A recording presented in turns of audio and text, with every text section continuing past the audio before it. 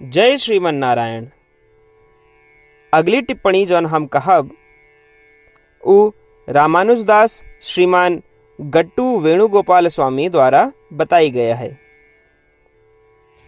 अध्याय 17 श्रद्धात्रय विभाग योग श्लोक 17। श्रद्धया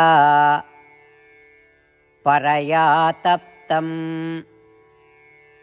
तपस्तत् त्रिविधं नरैः अफलाकाङ्क्षिभिः युक्तैः सात्विकं परिचक्षते। ओम। गीताचार्य श्री कृष्ण परमात्मा अर्जुन सहित हम सभी का श्रद्धात्रय विभाग योग के शिक्षा देता है।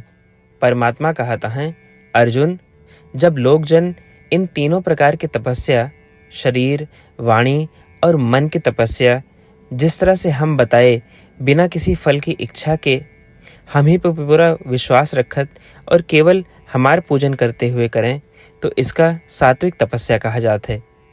ऐसा कहते हुए श्री कृष्ण परमात्मा हम सबका सात्विक तपस्या करे के विधि सिखावता हैं।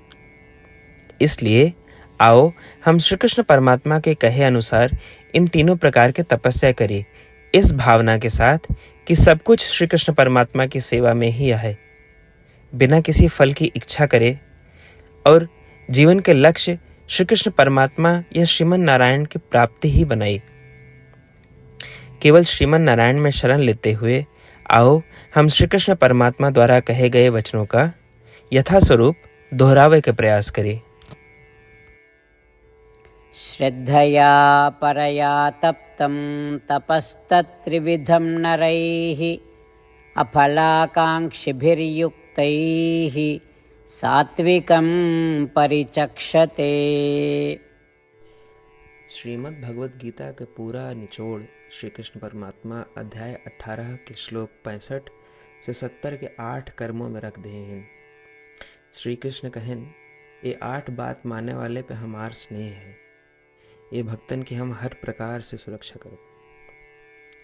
श्री कृष्ण परमात्मा द्वारा कही पूरी श्रीमद् भगवत सुने के बाद अर्जुन कहन, करिष्ये वचनम तव, माने कृष्ण हम तोहरे कहे अनुसार ही करब। यह कारण कृष्ण अर्जुन पे हर तरह की विजय और सफलता के अनुकंपा करें। चला हमो परमात्मा के वचन दी कि हम भी ये 8 कर्म करब। ये वचन से बढ़ के कोनो पूजा, तप या यज्ञ नहीं बा। हम ये 8 वचन कहब, आप सब जने एक अपने मने और बुद्धि में विचार करें।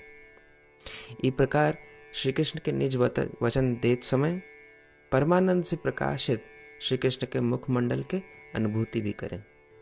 जय श्रीमन नारायण। हमारे 8 वचन ई हैं।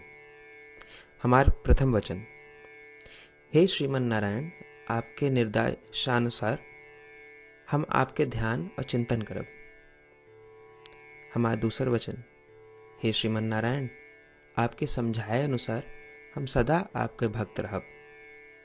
हमारा तीसर वचन, हम अपन सारा कर्म आपके संतोष और सेवा के लिए ही करब। हमारा चौथा वचन, जैसा आप कहें, हमका पूरा विश्वास है कि हम आपके हैं और हम सदा आपका करबद्ध नमस्कार व पूजन करब। हमारा पांचवा वचन, हे श्रीमन नारायण, अध्याय 18 श्लोक 66 में आपके कथन मामेकम शरणम व्रज अनुसार केवल आपकी शरणागत की बात कही बा। श्रीमन नारायण, हम केवल आप एक शरण में आए हैं। हमारा छठा वचन, हे श्रीमन नारायण, अध्याय 18 श्लोक 66 में आपे कहे माँ शुचः, मैं आपके शोक न करे के उपदेशानुसार हम शोक न करब।